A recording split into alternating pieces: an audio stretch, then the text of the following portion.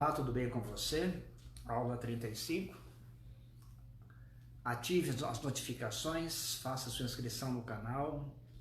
Nós hoje vamos estudar um pouco, comparar a natureza de Cristo, a natureza de Adão, a natureza nossa quando nós nascemos e a natureza depois do nosso batismo. 4 tipos de natureza. Vamos começar lendo João capítulo 13. Evangelho de João capítulo 13, verso 3. Diz assim: sabendo que o Pai, Jesus, Jesus, que o Pai tudo confiara às suas mãos, que ele viera de Deus e voltava para Deus. Então, Jesus veio de Deus e ele voltaria para Deus. E Deus não é pecador, gente. Deus é puro, Deus é santo. Isso é óbvio, isso é intuitivo. Por que eu digo isso? Porque tem gente que acha que Jesus teve a natureza pecaminosa igual a nossa aqui, depois que ele nasceu aqui na Terra. Nós veremos que não é assim. Jesus teve as mesmas tendências que nós temos hoje, com a natureza pecaminosa. Mas nós não podemos obedecer à lei, mas ele podia. Ele não era escravo do pecado como nós somos. Então, vamos ver os textos que dizem isso. João 14, verso 30. A mesma Bíblia de Bíblia aí. Já não falarei muito convosco, porque aí vem o príncipe do mundo e ele nada tem em mim. Então veja, Jesus está dizendo que Satanás não tem nada nele, e natureza pecaminosa tem a ver com o diabo e com o pecado, com Satanás. João 8, verso 34, diz assim: replicou-lhe Jesus, em verdade vos digo, todo que comete pecado é escravo do pecado. Todo que comete pecado é escravo do pecado. Então vamos agora dar uma olhadinha em passagens que falam sobre Cristo. Vamos para o livro de 1 João 3, capítulo 5. 1 João capítulo 3, verso 5, diz assim a santa palavra de Deus: sabeis também que ele se manifestou para tirar os pecados, e nele não existe pecado. É muito clara a palavra de Deus, muito clara mesmo. 1 Pedro 1,19, um pouquinho para trás ali, diz assim: mas pelo precioso sangue como de cordeiro, sem defeito, sem mácula, o sangue de Cristo. Jesus não tinha defeito nem mancha, ele era perfeito. Nessa mesma linha, Hebreus 7,26. No livro de Hebreus 7,26, você vai achar aqui a mesma passagem, a mesma ideia, que diz assim: com efeito nos convinha um sumo sacerdote como este, santo, inculpável, sem mácula, separado dos pecadores e feito mais alto do que os céus. Jesus não é pecador. Jesus não tem natureza pecaminosa. Jesus tem a natureza caída de Adão na parte física dele. Mas o que Jesus não tinha? Chegaremos lá. Vamos pegar agora o livro de Mateus 1, verso 20.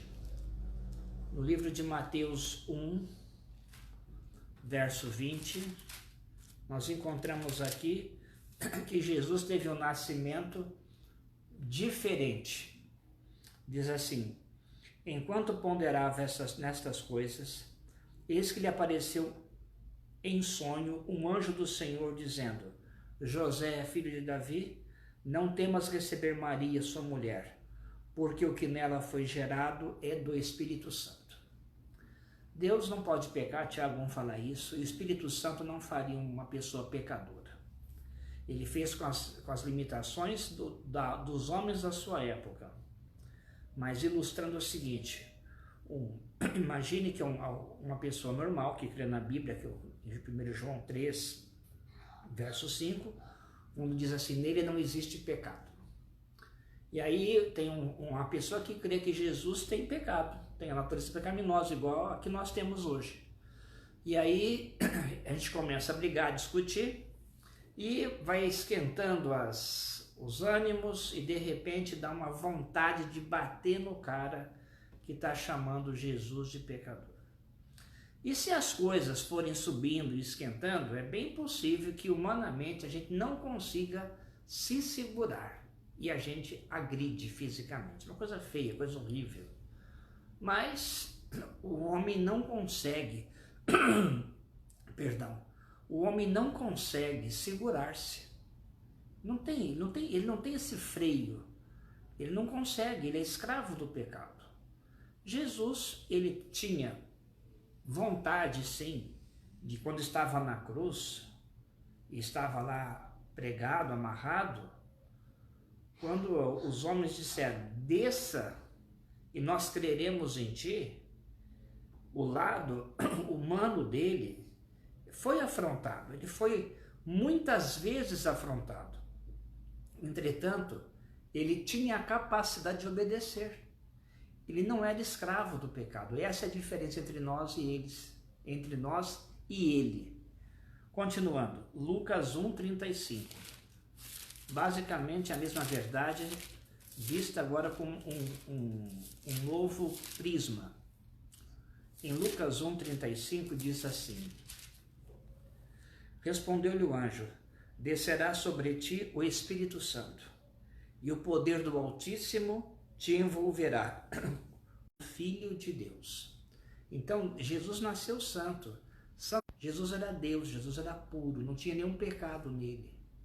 Mas ele veio num corpo semelhante, com as mesmas tendências, com as mesmas fraquezas, as mesmas fragilidades dos homens da sua época.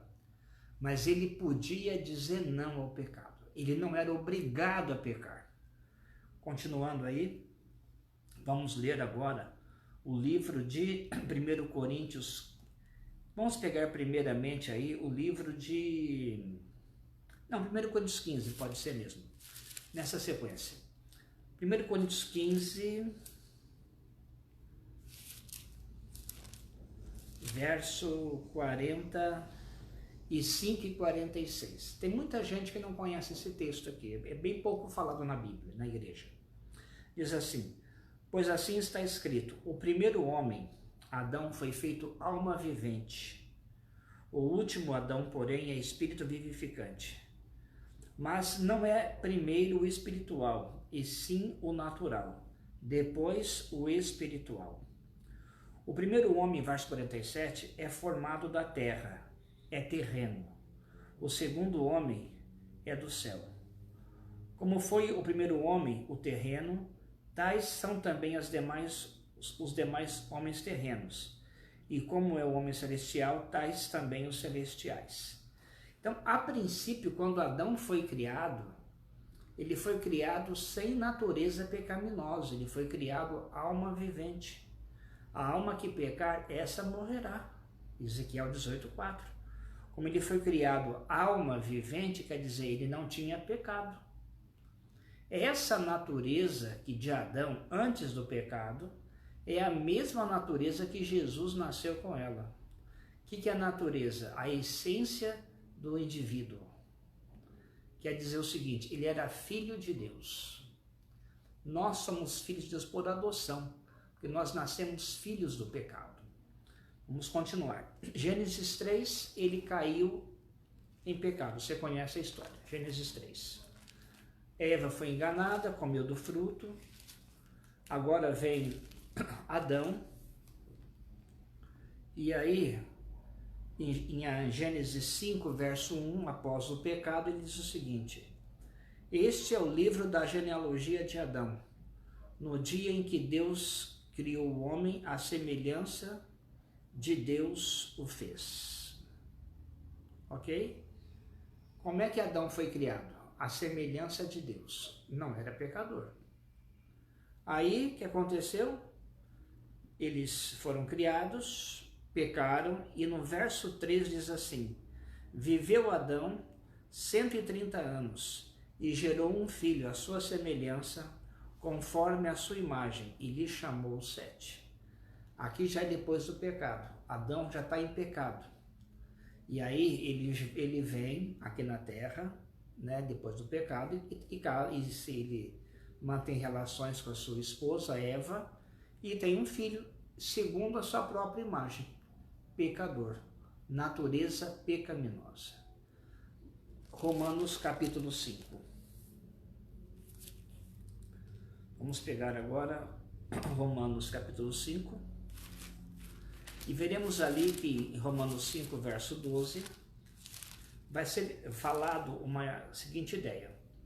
Portanto, assim como por um só homem entrou o pecado no mundo, e pelo pecado a morte, assim também a morte passou a todos os homens, porque todos pecaram. Quer dizer o seguinte, queridos, aqui o pecado de Adão levou a raça humana inteira ao pecado. Todo mundo nasce igual ele, pecador. Agora o verso 15. Todavia não é assim o dom gratuito como a ofensa. Porque se pela ofensa de um só morreram muitos, muito mais a graça de Deus e o dom pela graça de um só homem, Jesus Cristo, foram abundantes sobre muitos. Veja que na estrutura teológica, Jesus é comparado para lutar, para vir como o último Adão em comparação ao primeiro Adão. E ele vem vencer aonde Adão caiu, com a natureza de Adão antes do pecado. Como é que a gente sabe disso? Em Romanos 7, verso 20, primeiro verso 15. Porque nem mesmo compreendo meu próprio modo de agir, pois não faço o que prefiro e sim o que detesto.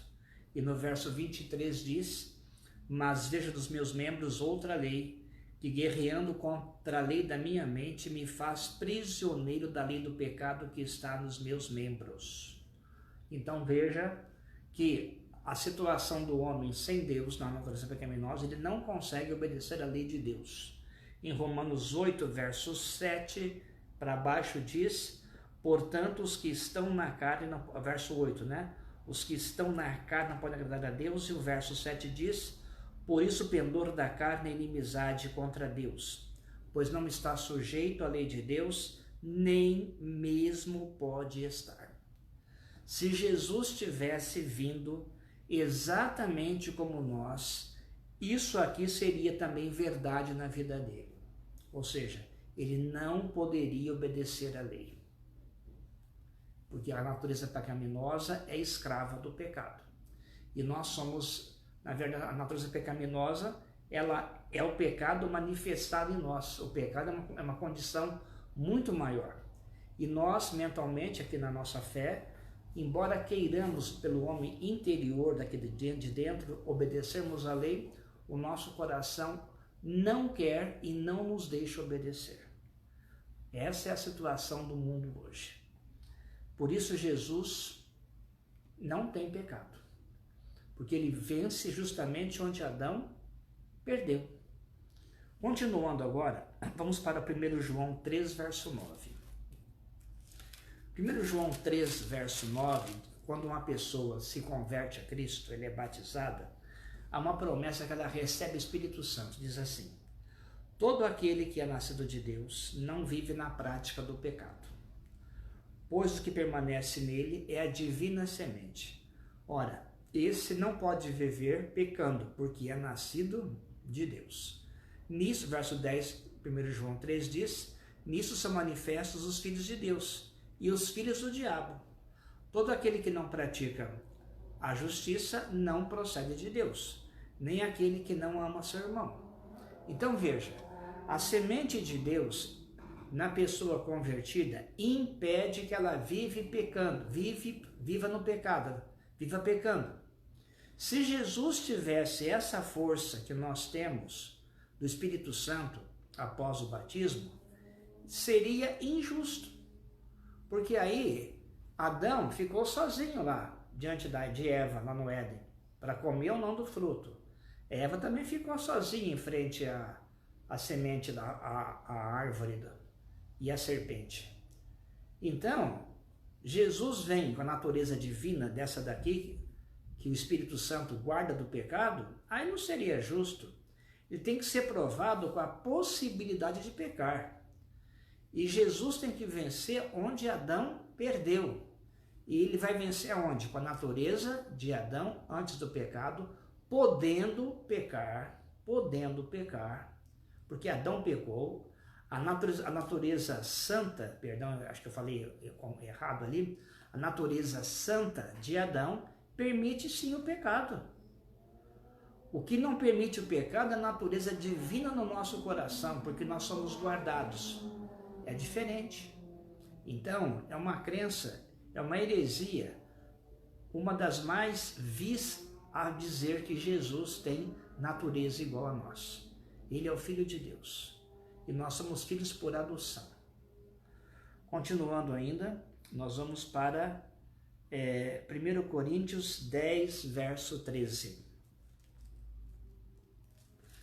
Aqui também está dizendo, um texto muito importante, muito esclarecedor, que diz assim, 1 Coríntios 10, 13. Não vos sobreveio tentação que não fosse humana, mas Deus é fiel e não permitirá que sejais tentados além das vossas forças. Pelo contrário, juntamente com a tentação, vos proverá livramento de sorte que a possais suportar. Nós, depois do batismo em Cristo, que temos o Espírito Santo, temos essa ajuda, ou seja, o diabo, ele não tem toda a liberdade conosco, mas com Jesus ele tinha. Mateus 4, tentação de Cristo. Veja as tentações que Cristo não tinha filtro, porque Adão também não teve filtro. Então Jesus não tem a proteção que nós temos. É heresia acreditar que Jesus tem natureza pecaminosa. Continuando agora, eu quero que você saiba muito bem de uma coisa. Vamos conversar um pouquinho, falando alguns textos de cor. João 3, versos 3 e 5 diz o seguinte: só vai chegar no céu aquele que nascer da água e do Espírito. Quem não nascer da água e do Espírito não pode ser salvo. Porque o Espírito Santo tem que renovar você.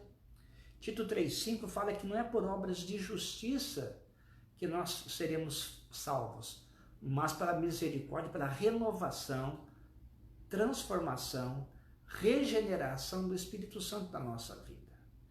Porque, gente, você tem que saber uma coisa, após o batismo, a pessoa não tem que obedecer para ser salva.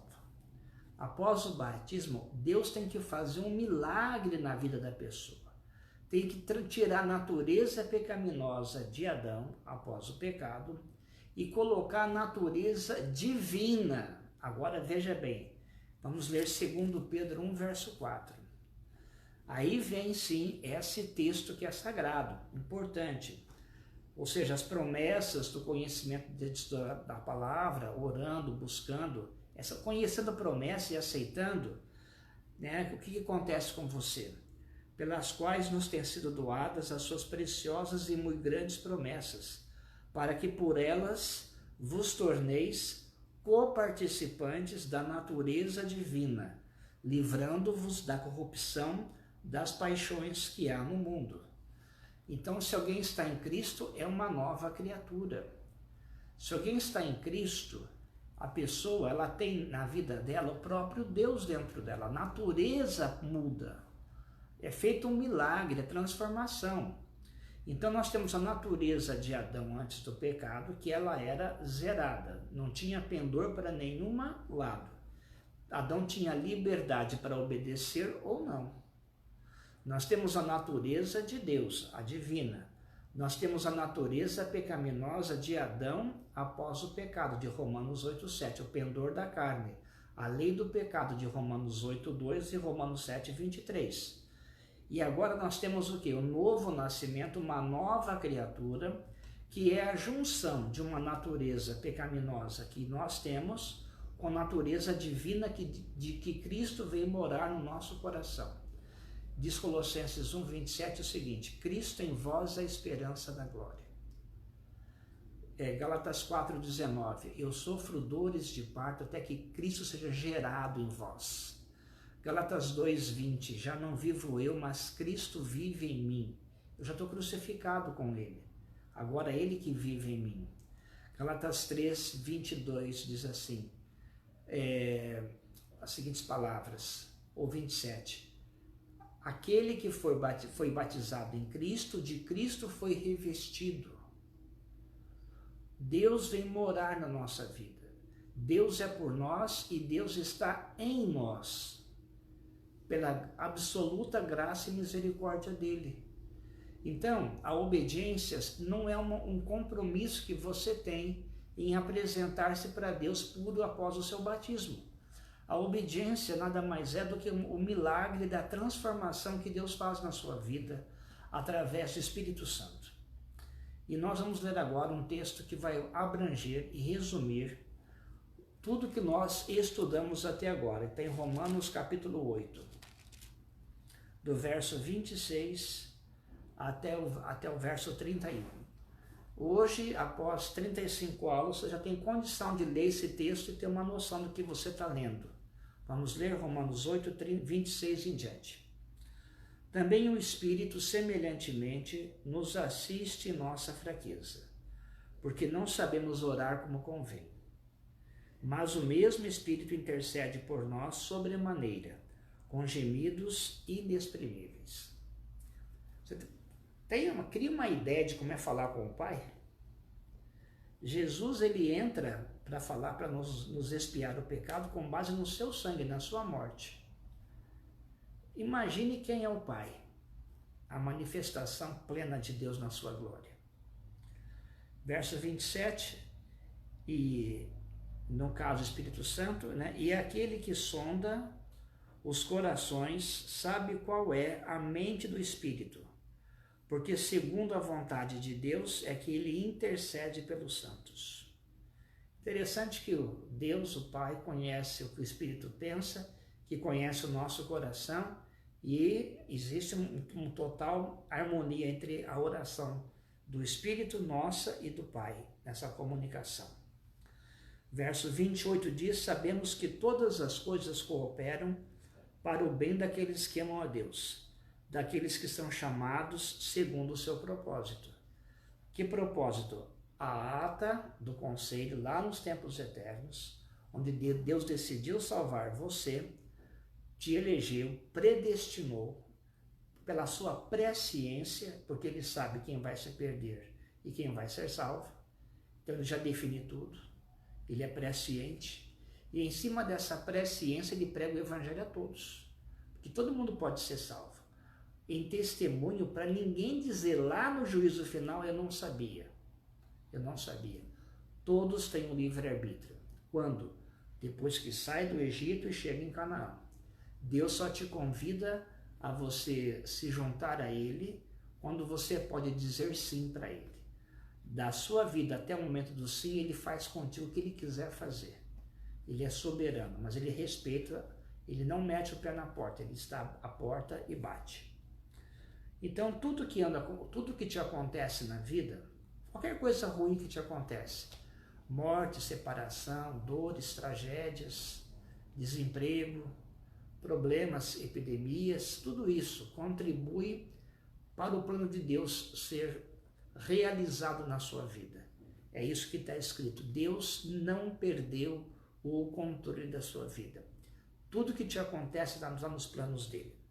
E o verso 29 diz, porquanto aos que de antemão conheceu, lá no céu, presciência, Deus sabe tudo, também os predestinou para serem conformes à imagem de seu Filho. Opa, nós somos predestinados até a natureza de Cristo após o batismo. Sermos iguais a Cristo em natureza, a fim de que ele seja o primogênito entre muitos irmãos. Verso 30, e diz assim, e aos que predestinou, a esses também chamou, e aos que chamou, a esses também justificou pelo sangue de Cristo, e aos que justificou, a esses também glorificou. Aqui o tempo verbal é que aquilo que vai acontecer na volta de Cristo com a glorificação dos santos, já está como sendo o quê? Comunicado que já está feito, porque Deus não mente. Então, em Efésios 2 diz que nós já estamos assentados lá na mesa com Deus.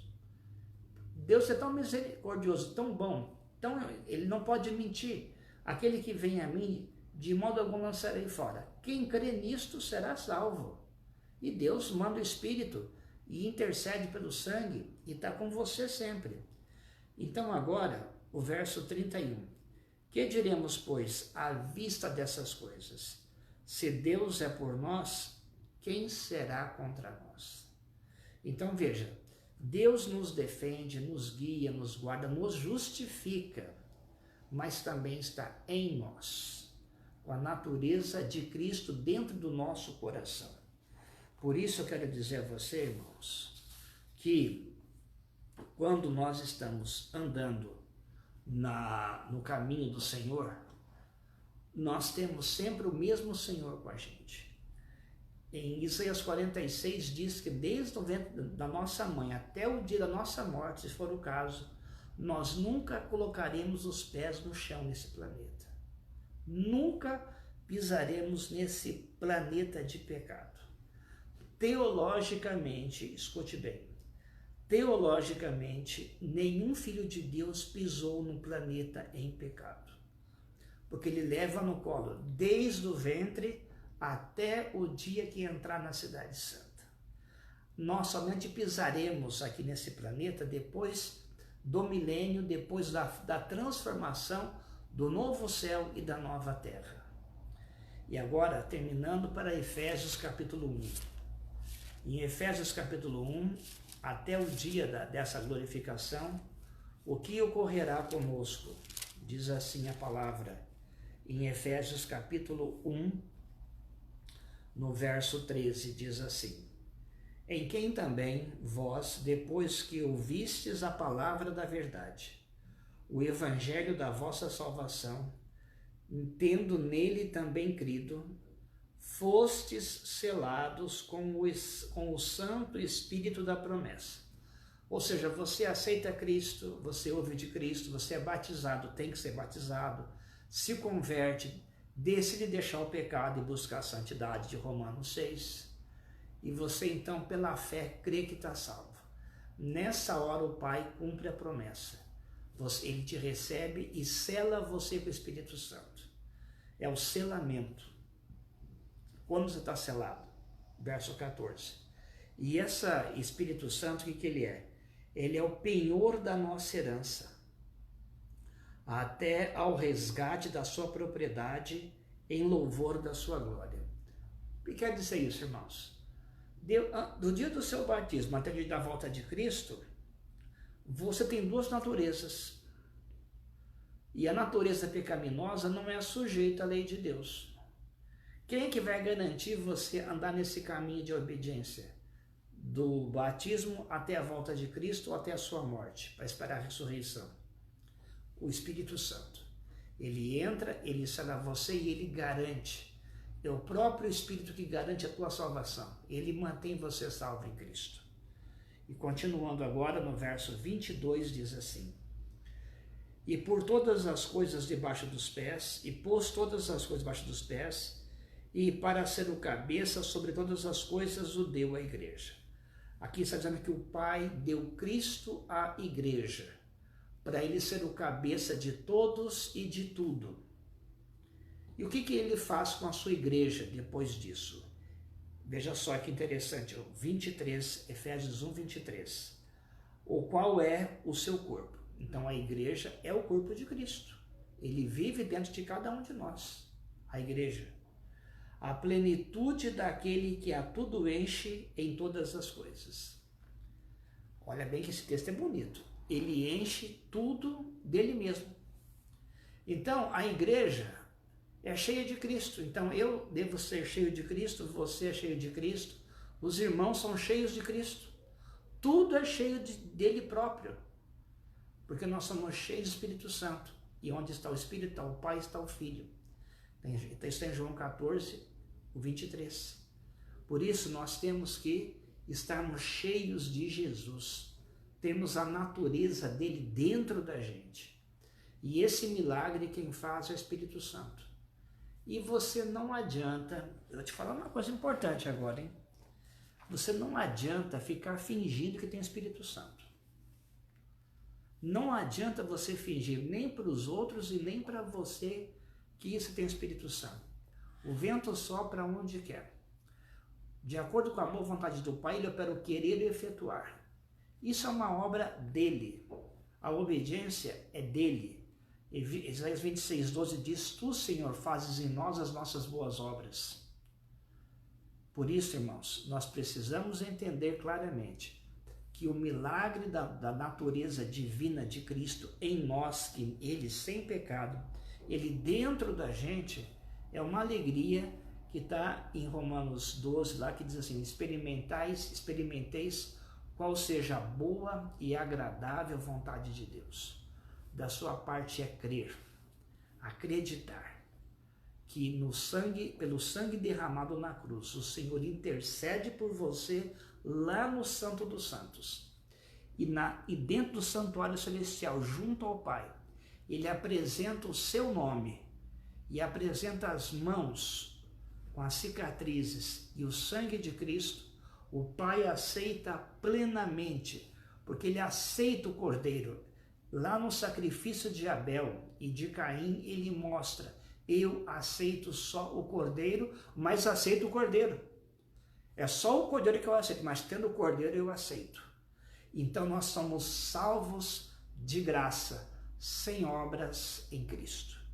Porque onde abundou o pecado, superabundou a graça. Se nós crermos nisso, ficaremos à mercê da boa vontade do Espírito Santo e do Pai de produzir em nós o seu milagre. A obediência da nossa parte é: não entristeçais o Espírito, não extingueis o Espírito, não pequeis contra o Espírito. Apenas faça o quê? Aquilo que ele mandou você fazer. Perdoe seu inimigo, deixe tal pecado, se desvencilhe dessas más amizades, fique nessa luz, ande na luz do Espírito Santo, viva no Espírito Santo. Efésios 6:12, orando todo o tempo no Espírito Santo, crendo no sangue e mantendo comunhão com o Espírito. É dessa forma que a Bíblia se resume na sua vida cristã. Se você puder, feche seus olhos, vamos orar. Pai Santo, nosso pedido agora são apenas dois, Senhor. Que nós creiamos plenamente no sangue perdoador de Cristo Jesus. Que acreditemos plenamente na sua palavra sobre o perdão que temos no sangue. E na sua intercessão no santuário celestial por cada um de nós. E a segunda coisa, Senhor, é suplicarmos o Espírito Santo, a natureza divina, o milagre da transformação. Porque aí é o teu Espírito. É uma obra que é sua, não é nossa. E estamos aqui aguardando que se cumpra a promessa do Deus que não pode mentir. Nós queremos e rogamos no doce e poderoso nome de nosso Senhor Jesus Cristo. Amém.